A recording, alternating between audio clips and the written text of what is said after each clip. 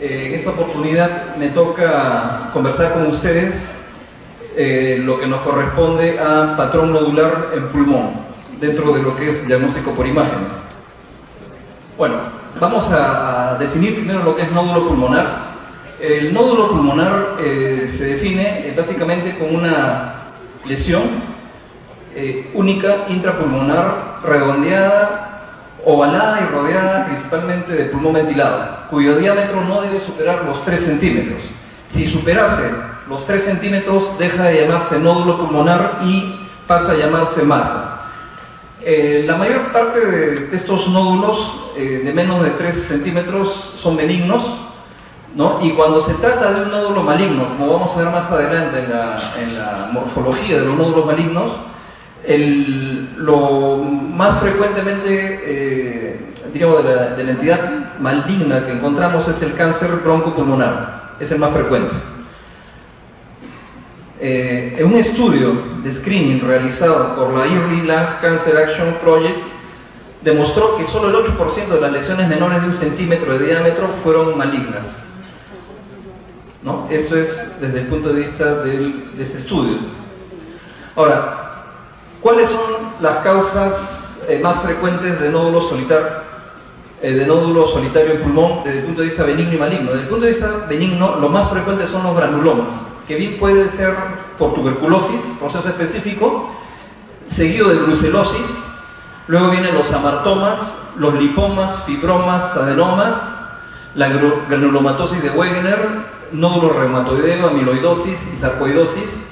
Luego vienen los quistes broncogénicos, el infarto pulmonar también puede presentarse como una imagen sólida redondeada de menos de 3 centímetros, las neumonitis, los abscesos, las malformaciones arteriovenosas y por último las infecciones como las micosis, parásitos, émbolos sépticos, fiebre Q, nocardosis e hidatidosis.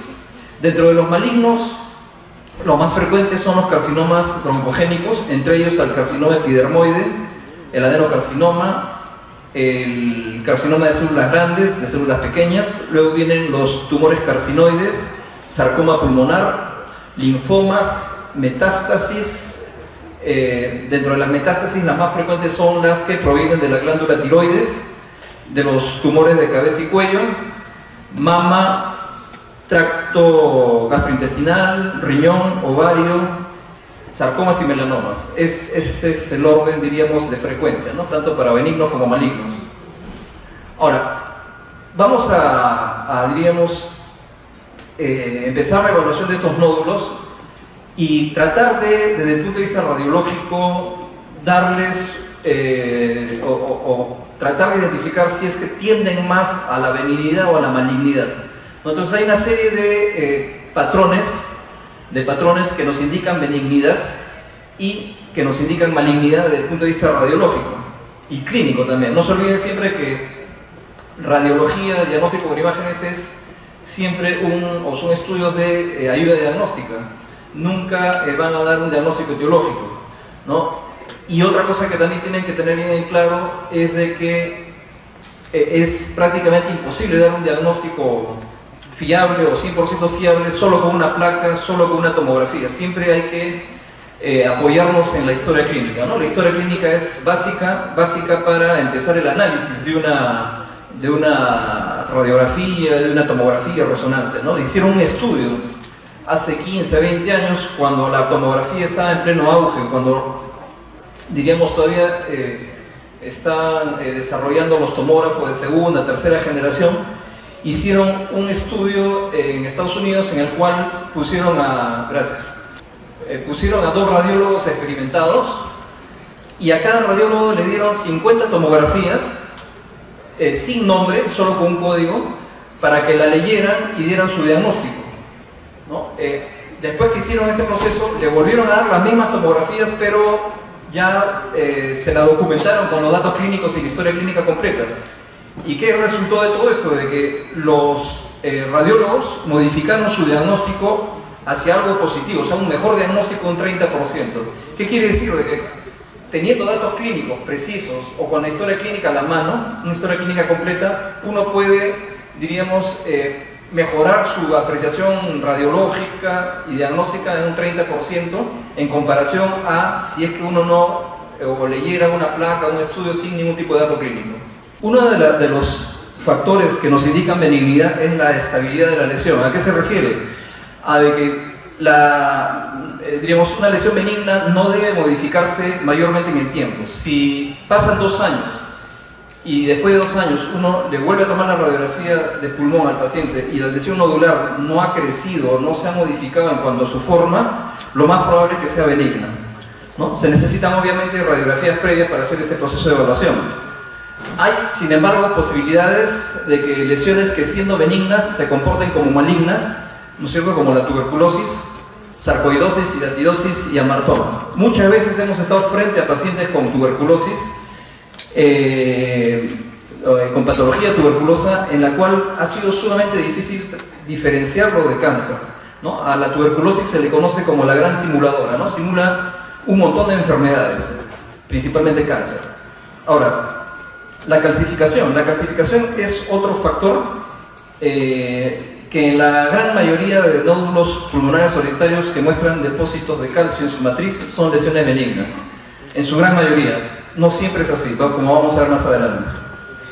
Ahora, el nódulo pulmonar solitario en la radiografía de tórax, surge la pregunta de que si es que podemos decir realmente si el nódulo está calcificado o no. Muchas veces en una radiografía de tórax es un poco difícil saber o catalogar si es que el nódulo realmente está calcificado o no.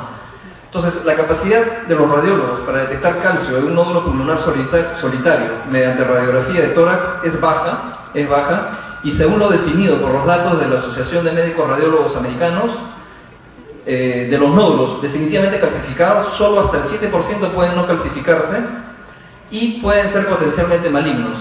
Sin documentación de estabilidad a largo plazo, uno presenta un umbral bajo en este diagnóstico que debe recomendarse o debiera recomendarse una tomografía espiral multicorte.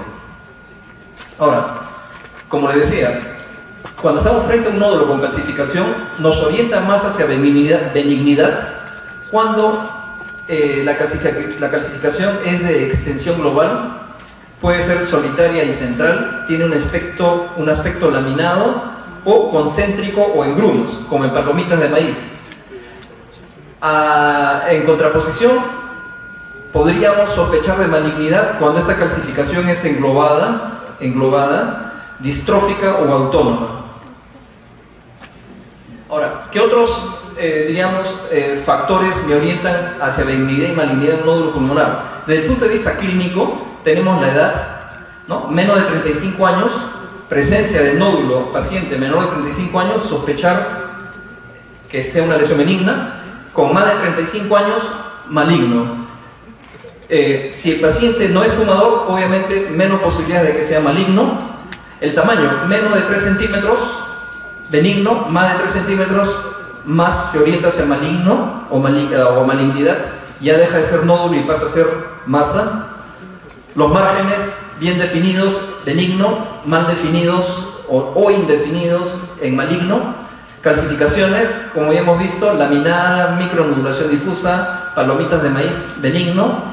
Calcificaciones excéntricas, malignas.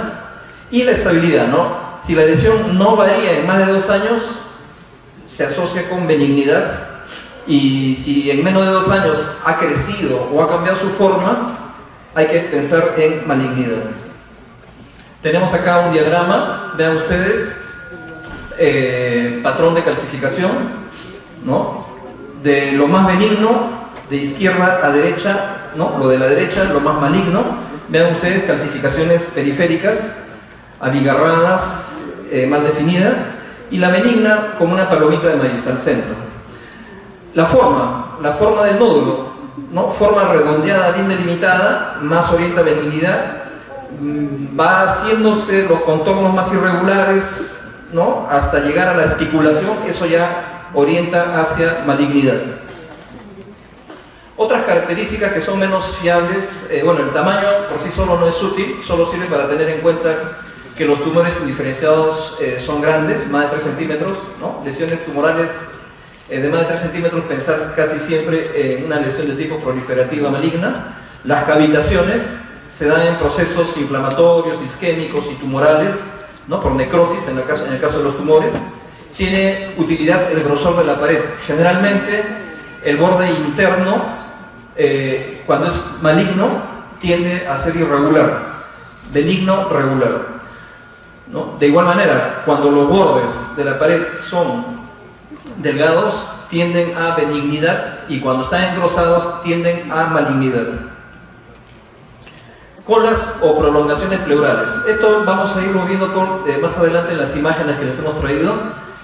Estas colas o prolongaciones pleurales son áreas lineales que se extienden hacia la pleura, ¿no? Y pueden verse no solo en cáncer, sino también en tuberculosis, como focos de fibrosis o pequeños focos laminares de atelectasia, focos de neumonía e infartos. Satelitismo, ¿no? Esto se refiere a pequeños nódulos en la vecindad de los nódulos pulmonares solitarios que se asocian generalmente a granulomatosis. Localización. El cáncer de pulmón, esto es importante, es 1.5 veces más frecuente en el pulmón derecho, ¿no? Los lóbulos superiores del pulmón, cuando la lesión está en los lóbulos superiores, generalmente es por TBC, cáncer de pulmón o sarcoidosis, y cuando la lesión nodular o las lesiones nodulares están en las bases, pensar en metástasis, infarto pulmonar o atelectasias redondas. Los bordes, ya, bueno, hemos visto, ¿no? Benigno, bordes lisos, netos; maligno, bordes irregulares, espiculados. El 15% de los nódulos lisos pueden ser cáncer, pueden ser de bordes bien definidos y sin embargo irregulares y espiculados. La espiculación es un buen indicativo de sospecha de malignidad, aunque no es un signo definitivo. No se olviden siempre que en medicina no es como las matemáticas, ¿no? No todo suma igual, o sea, 1 más 1 no siempre es 2 en medicina, ¿no? Podemos estar frente a una lesión especulada, de bordes irregulares y con calcificaciones, digamos, en la periferia, y termina siendo de repente una lesión benigna, ¿no? Entonces, no hay que, diríamos, dar o adelantar un diagnóstico sin tener siempre estudios más definitivos como es la biopsia o otro tipo de estudio como vamos a ver más adelante. Otros criterios morfológicos que han sido postulados para aumentar la sospecha de malignidad en un nódulo pulmonar solitario es el llamado signo de la vena. ¿Qué cosa es el signo de la vena? Y el signo del broncograma aéreo, ¿no? El signo de la vena no es más que la identificación de una estructura vascular, ¿no? De una estructura vascular que se introduce dentro de la lesión nodular, ¿no? O sea, uno va a ver de repente en la radiografía de tórax, adyacente al nódulo redondeado radiopaco, otra imagen, diríamos, radiopaca de densidad agua o venosa, que llega a este nódulo, ¿no? Y eso se podría considerar como el signo de la vena, y se asociaría a malignidad. El signo del broncograma aéreo también, este signo, bueno, antes de eso, este signo de la vena, perdón, se ha reportado como un indicativo de malignidad con una sensibilidad del 100% y una especificidad del 87.5%. Ahora, con respecto a la presencia del signo del broncograma aéreo en nódulos pulmonares, se ha reportado como más sugestivo de malignidad, lo cual se ha identificado en 65% de carcinomas, especialmente en adenocarcinomas, y tan solo en 5% de nódulos benignos. O sea, cuando estamos frente a un signo de broncograma aéreo, hay que pensar en un 65% de carcinoma y en menor porcentaje en nódulo benigno, ¿no? Ya han tenido la clase, me parece, con la doctora Avances sobre lo que es el broncograma aéreo. Creo que es la clase que antecedió, ¿no? El broncograma aéreo no es más que la presencia de aire dentro de una zona o sea, la presencia de un bronquio ventilado dentro de un consolidado parenquimal. Bueno, acá tenemos un cuadro, ¿no? En la cual, frente a un nódulo pulmonar identificado en una radiografía de tórax, ¿qué cosa es lo que tenemos que, diríamos, avanzar en cuanto a los pasos siguientes, ¿no? En principio, solicitar una tomografía de alta resolución. Si es que en la tomografía se identifica que o tratar de identificar si tiene un patrón de calcificación benigno y o de estabilidad del nódulo pulmonar, según la tomografía anterior, hay que hacernos esa pregunta. Si es que es positiva la afirmación, ya no continuar con el estudio, ¿no? Y si es que no, se hace una estimación de probabilidad de padecer cáncer, ¿no? Si es baja, se hace el seguimiento con tomografía cada 3 meses en el año, y cada 6 meses en el primer año y cada 6 meses en el segundo año. Si la probabilidad es moderada, se realiza estudios adicionales como el PET scan. Si el nódulo pulmonar solitario es mayor a 1 centímetro, se solicita tomografía con contraste, PAF, punción con aguja fina de la lesión y fibrobroncoscopía. Si la sospecha es elevada, inmediatamente pasa a cirugía, ¿no? Cirugía, resección de la pieza anatómica, ¿no? Y esto da, diríamos ya, esto es un manejo ya de tipo quirúrgico definitivo, y también para ver estadiaje y poder determinar la lesión con más acuiciosidad. Bueno, ¿qué métodos de imágenes usamos nosotros para catalogar, identificar y dar, diríamos, una apreciación radiológica? Principalmente tenemos dentro de lo que es nódulo pulmonar solitario, me refiero, ¿no? Principalmente tenemos a la radiografía o a la radiografía convencional o digital, ¿no? Ya en las prácticas seguramente les han explicado la diferencia. Tenemos en segundo plano a las tomografías de alta resolución, tenemos a la resonancia magnética, tenemos al PET scan, que es el que estoy señalando acá, y tenemos a la gammagrafía ósea, perdón, a la gammagrafía pulmonar. La ecografía o ultrasonido puede usarse no tanto como para, diríamos, ubicar o enfocar el nódulo, sino más bien de repente como para buscar lesiones asociadas, ¿no? De repente derrames pleurales, engrosamientos pleurales adyacentes a la pared costal, ¿no? Por eso no lo hemos consignado acá directamente a la ultrasonografía.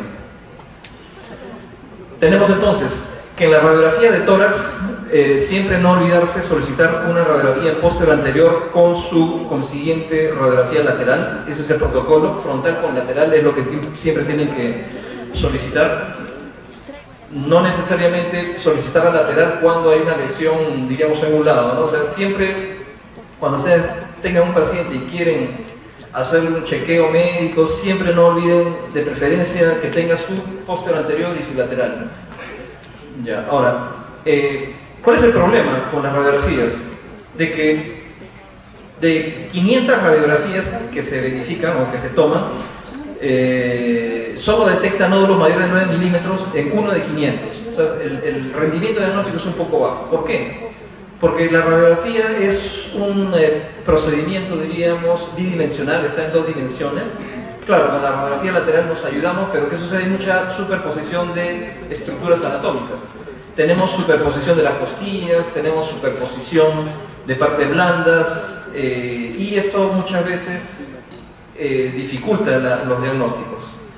La tomografía densitométrica sí es un estudio un poquito más, diríamos, complejo, y que consiste en medir los valores de atenuación del nódulo pulmonar solitario expresados en unidades Hansen y comparados con un patrón de referencia. En general, las lesiones benignas presentan un mayor grado de atenuación que las lesiones malignas, ¿no? Ese es el concepto. La tomografía con contraste de alta resolución, diríamos, nos permite medir el realce del nódulo pulmonar solitario con contraste, permitiendo diferenciar las lesiones benignas de las malignas, ¿no? Nódulos con un realce menor a 15 unidades Hansen tienen un 99% de probabilidad de ser benignos, mientras que valores mayores indican una probabilidad de malignidad en un 58%. Tenemos luego la tomografía por emisión de positrones. La tomografía por emisión de positrones no es otra cosa que la combinación de tomografía espiral multicorte con, diríamos, la inyección endovenosa de flúor 18 con, diríamos, glucosa, con glucosa, diríamos, para, de esta manera, se utiliza el metabolismo de esta glucosa en los diferentes tejidos. Entonces, ¿qué sucede? De que se basa esto en que la mayoría de los tumores pulmonares tiene una captación aumentada o una predilección por la fluo de oxiglucosa comparada con los tejidos normales. O sea, tienen una mayor afinidad los nódulos malignos por esta sustancia. Entonces esto nos permite hacer una aproximación hacia la diferenciación entre maligno y benigno, ¿no? Entonces, por ejemplo, cuando se aplica la técnica vemos que el nódulo, en este caso, el nódulo presenta una mayor captación y podríamos nosotros, desde el punto de vista ya del diagnóstico radiológico, sugerir que la lesión es probablemente maligna, ¿no? Ni siquiera con un PET scan uno puede decir de frente nódulo maligno, ¿no? Siempre tenemos que plantearlo con una alta probabilidad, ¿no? Porque lo que da al final el diagnóstico es la cirugía y la biopsia. Gammagrafía con tecnesio 28 tiene una sensibilidad del 96% y una especificidad del 73% para la detección de malignidad de un nódulo pulmonar solitario.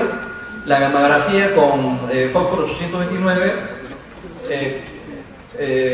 diríamos, podría proporcionar mejores resultados incluso que el PET.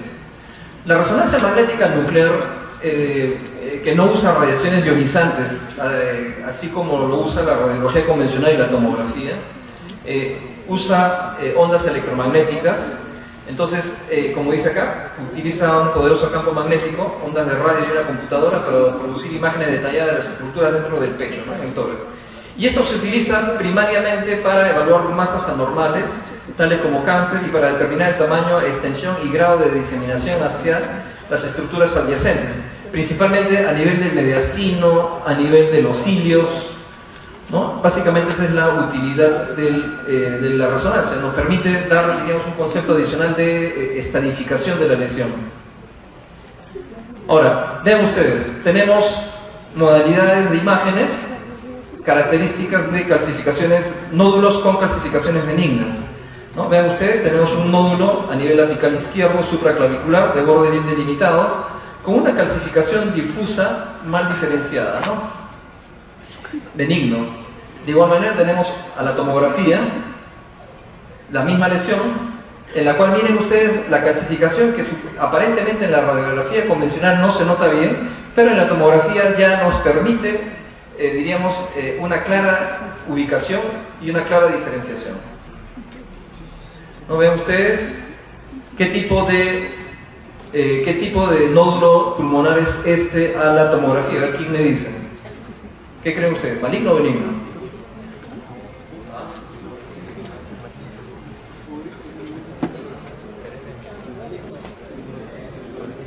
¿Cuál creen que sea lo más probable? O sea, no vamos a decir de frente maligno o benigno, lo más probable.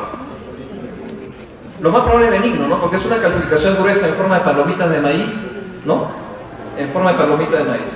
No se olvide siempre que y no solo para lo que es, diríamos, pulmones, sino que las calcificaciones gruesas a nivel de todo el cuerpo se asocian generalmente a benignidad. O sea, una lesión, digamos, una masa en mamas, en mujeres, con una calcificación gruesa, se asocia a benignidad. Una calcificación retroperitoneal gruesa se asocia a benignidad. A diferencia en mamas, por ejemplo, una microcalcificación o microcalcificaciones agrupadas sí se asocian a malignidad. Pero casi siempre todo lo que es gruesas calcificaciones, ¿no? En forma de palomita de maíz, pensar siempre en benignidad. Ahora, no siempre es así, ¿eh? Hemos visto muchas veces estas imágenes que a la biopsia resultan siendo malignas, ¿no? Acá, por ejemplo, miren, tenemos un nódulo y miren estas pequeñas calcificaciones excéntricas, fuera del centro. A pesar de que es un nódulo pulmonar, diríamos de bordes bien delimitados, bien regulares, pero ya las calcificaciones en este caso nos podrían hacer sospechar de que tiene algo de malignidad. Y al final fue maligno, ¿no? Ya al final, estas son imágenes ya corroboradas desde el punto de vista ya de la biopsia, terminó siendo una lesión de tipo maligno, ¿no? Acá, maligno o benigno. Maligno, ¿no? Vean ustedes, una lesión nodular, tiene el signo de la vena, vean ustedes, ¿ven? Este es el signo de la vena, vean ustedes cómo el vaso, diríamos, como que da una rama o trata de, o llega al nódulo. Este es el famoso signo de la vena, es un nódulo de bordes prácticamente espiculados, irregulares, entonces más probable que sea maligno. Acá tenemos también, de igual manera, miren, una espiculación y una gruesa espiculación a este nivel. De igual manera, se asocia a malignidad. En este caso, ven ustedes nódulos satélites, ¿no? Nódulos satélites, lesión bien delimitada, aparentemente sin calcificaciones, en base del pulmón derecho. Cavitación. No se olviden siempre que la cavitación generalmente es traducción de, diríamos, en este caso puede ser por, diríamos que el centro se ha necrosado y se ha llenado de aire, puede ser un absceso, puede ser también una lesión maligna que se haya necrosado, ¿no? Puede ser lesiones infecciosas, ¿no? Pueden ser lesiones infecciosas, puede ser tuberculosis tranquilamente. En este caso, ven ustedes lesiones cavitadas. En el contexto este, a nivel subclavicular derecho, un nódulo de bordes poco espiculados, tiene una cavitación, ¿no? De igual manera, ven ustedes en la tomografía, esto resultó siendo un nódulo maligno con necrosis central. Los amartomas son lesiones redondeadas bien definidas, con calcificaciones grumosas características, ¿no? Vean ustedes a este nivel, a nivel paratraqueal derecho. Lesiones espurias. ¿Qué son las lesiones espurias? Las lesiones espurias son, diríamos, imágenes que aparecen en las radiografías, pero que no son, que no tienen traducción patológica, sino más bien son imágenes por superposición de otras estructuras anatómicas. ¿Como cuáles? Por ejemplo, el pezón, ¿no? Vean ustedes, esta es una lesión espuria, o sea, es una superposición de una estructura anatómica normal, que es el pezón, de la mama izquierda. ¿Qué otras lesiones espurias pueden haber? Por ejemplo, un lunar grueso en piel, puede esto, diríamos, superponerse y en la radiografía de tórax aparecer como una lesión nodular, ¿no? Entonces, ¿qué hacemos frente a estas lesiones espurias? Nos queda, podríamos hacer una serie de procedimientos para descartar. La más fácil es ponerle una marca metálica, ¿no? Ponerle un plomito, una letra en el pezón y volverle a tomar la radiografía. Si en la segunda radiografía sale la marca metálica encima de ese nódulo, ya diríamos, damos por concluido que es el pezón, ¿no? Que se está superponiendo. De igual manera, ¿no? Para lunares, cicatrices. Muchas veces hay cicatrices queloideas en tórax, ¿no? Que se pueden formar en tórax y que también puede, diríamos, superponerse y dar imágenes de masa o de nódulos, ¿no? Falsos nódulos pulmonares solitarios, por ejemplo, como en este caso, miren, presenta, acá tenemos enostosis del arco costal, ¿no? Islotes óseos, ¿no? Que es una lesión amartomatosa del hueso, pero que es del hueso, ¿no? Pero que se está superponiendo al parénquima pulmonar. Entonces, mientras no logremos disociar esta imagen, tenemos que seguir pensando en nódulo pulmonar hasta que se demuestre lo contrario, ¿no? Muchas veces tenemos que acudir a la tomografía, como en este caso. Vean ustedes, era un nódulo que en la radiografía se veía como un nódulo calcificado, proyectado sobre el arco costal. Al hacer la tomografía, vean ustedes, se llega a la disociación y a la conclusión de que era un nódulo calcificado dependiente del arco costal, una enostosis costal, ¿no? Ese es el término. Contornos espiculados, cavitación central. Esto, miren, puede corresponder tranquilamente a un carcinoma y también a un histoplasmoma, ¿no? Que es mucho más raro. Granulomas. Los granulomas son, nosotros diríamos, prácticamente es el pan de cada día del médico radiólogo que ve radiografía del tórax, ¿no? Tenemos siempre, diríamos que ubicar el nódulo, bueno, desde el punto de vista radiológico, ubicar en qué segmento está, basal, diríamos, periliar, apical, subclavicular, pero sobre todo guiarnos bastante de la historia clínica y, si es que fuera posible, tratar de solicitar radiografías anteriores, ¿no? Para poder catalogar bien esto, ¿no? Tenemos que ver si es que es fumador, no es fumador, tenemos que ver la edad, más de 35 años, menos de 35 años. Todo eso nos ayuda a dar una aproximación a la probabilidad del nódulo este, ¿no? Vean ustedes, tomografía de alta resolución, ventana parenquimal, en un corte del tipo, ¿qué corte es? Este es axial, ¿y este qué corte es? Corte coronal, un corte coronal, a nivel, diríamos, casi posterior. Vean ustedes, nódulo, casi yuxtapleural basal derecho, ¿no? Acá lo tenemos al corte axial, y vemos que es un nódulo calcificado de contornos regulados, presenta una pequeña espiculación, ¿no? No presenta aparentemente, diríamos, el signo de la vena, ni le veo tampoco el signo del broncograma aéreo, probablemente benigno. En este caso sí, vean ustedes, este sí tiene todas las características de un nódulo maligno. Tiene, miren, un engrosamiento pleural, tiene una cola o una espiculación hacia pleura, ¿no? Tiene espiculaciones proyectadas hacia atrás y hacia adelante, y tiene, acá sí vean ustedes el signo del broncograma aéreo. ¿Ven? Miren, aire, aire, aire. Otra lesión un poco más grande, ¿no? De bordes lobulados, que a la tomografía presenta también calcificaciones difusas, algunas satelitales. Otro nódulo de aspecto maligno, vean ustedes a la incidencia lateral, ¿no? Lateral izquierda, vean ustedes las articulaciones hacia ápice, ¿no?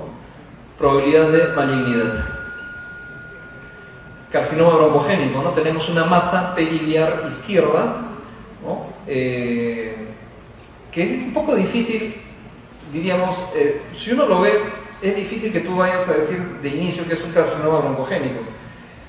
Acá entraría el diagnóstico diferencial, incluso lesiones benignas, ¿como qué? ¿Qué se les ocurre que podría ser esto aparte del carcinoma broncogénico? Este sí es un carcinoma broncogénico porque ya, digamos, se le ha hecho biopsia y terminó siendo eso, pero tranquilamente hemos visto otros pacientes con similar imagen y que han sido otro tipo de lesiones, ¿no? Ha sido linfoma, ha sido tuberculosis, han sido granulomas tuberculosos, ¿no? Entonces,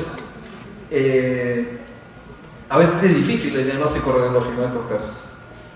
Ahora, cuando estamos frente a nódulos pulmonares múltiples, ¿cuáles son las causas más frecuentes? Las causas más frecuentes tenemos a las metástasis, ya sea por cáncer broncogénico o tumores extrapulmonares. Tenemos los granulomas, quistes hidatídicos, abscesos hematógenos, linfoma e infartos, ¿no? Ese es el orden de frecuencia. No se olviden, siempre las metástasis cuando son nódulos pulmonares múltiples.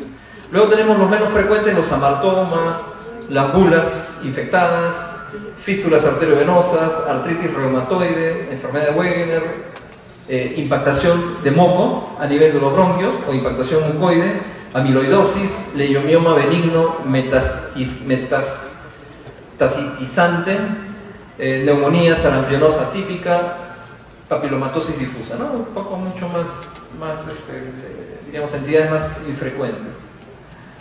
Las metástasis, vean ustedes, típica imagen de metástasis, múltiples nódulos, en este caso a nivel basal, algunos tercio medio y subclavicular izquierdo, son redondeados, de bordes definidos, tamaños, diríamos, varían bastante, entre pequeños, granos miliares, milímetros, hasta llegar a los 5 centímetros de diámetro. La mayoría se dan en la región periférica y generalmente esto ya lo consideramos como metástasis, mientras no se pruebe lo contrario, ¿no? Como dicen. Vean ustedes, lesiones metastásicas,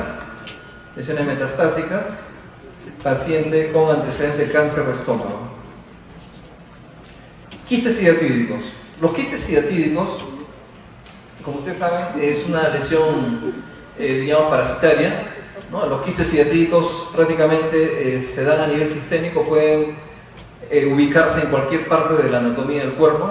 Hemos llegado a ver quistes hidatídicos en el humor acuoso, del ojo, testículos, quistes hidatídicos en mamas, realmente en cualquier parte del cuerpo pueden darse, ¿no? Entonces, los quistes hidatídicos, la imagen más característica, digamos, del pulmón, se dan como una lesión, o sea, lo más típico, digamos, o lo más frecuente, se da como una lesión redondeada con densidad agua, ¿no? Que puede estar ubicada generalmente a nivel de bases, ¿ya? Y tienen paredes finas, bien delimitadas, se presenta el signo del camalote y ocasionalmente pueden ser cavitados cuando el contenido del quiste hidratídico drena hacia el bronquio y clínicamente, bueno, genera en el paciente lo que se conoce como la vómita, ¿no? El paciente vomita el contenido del líquido hidratídico, que según comentan los pacientes es de un sabor medio salado o algo así, ¿no? Como agua de mar.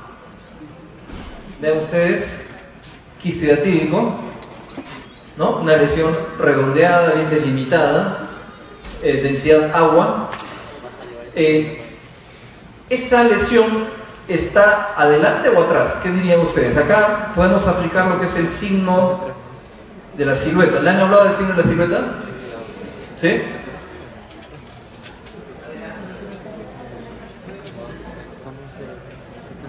¿Adelante o atrás? ¿El corazón hacia dónde está? ¿Hacia adelante o atrás? Claro, el corazón está un poco más pegado hacia adelante. Entonces, si estuviera a nivel del corazón la lesión, se fundirían las dos densidades y no viéramos el contorno del corazón.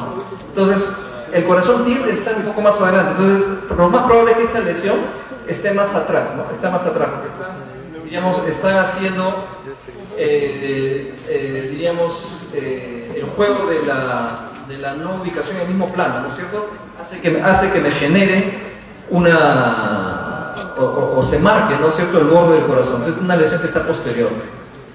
Vean ustedes, tranquilamente acá uno podría comentar o decir que son lesiones metastásicas, ¿no? Es a veces difícil el diagnóstico, pero esto resultó siendo un paciente con hidatidosis pulmonar, ¿no?, masiva. Igual otras lesiones de quistes hidatídicos. Bueno,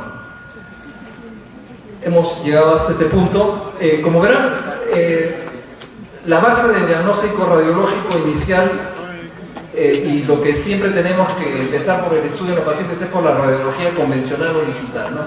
De ahí vamos avanzando en complejidad hacia tomografía, resonancia, gammagrafía, PET scan, según las condiciones logísticas que puedan tener ustedes en su centro de trabajo o en donde estén laborando, ¿no? No es lo mismo, diríamos, desenvolverse en provincias o desenvolverse de repente en la capital, ¿no? O sea, van a ver ustedes que cuando ya sean médicos y tengan que emigrar a provincias de su salud, hay un montón de dificultades que van a tener que afrontar. ¿Alguna pregunta que quisieran comentar? ¿Algo que quisieran ampliar?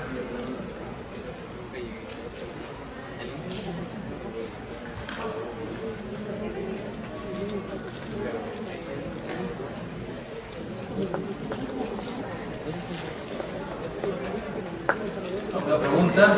A ver. ¿Sí? ¿Quieres comentar algo?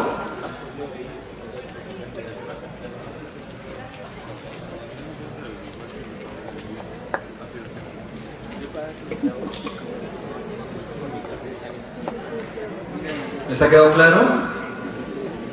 Ya, bueno, miren, todo eso está en la bibliografía que está en el sílabus. Prácticamente en la diapositiva que hemos presentado está el resumen. ¿Ya? Léanlo bien, asimílenlo y no van a tener problemas, sobre todo para el desarrollo del curso y para su práctica clínica, ¿no?, que van a tener ya cuando sean ya médicos graduados. No sé si tienen alguna pregunta, si no ya me quedo hasta acá. Les agradezco la atención. Nos vemos ya la próxima.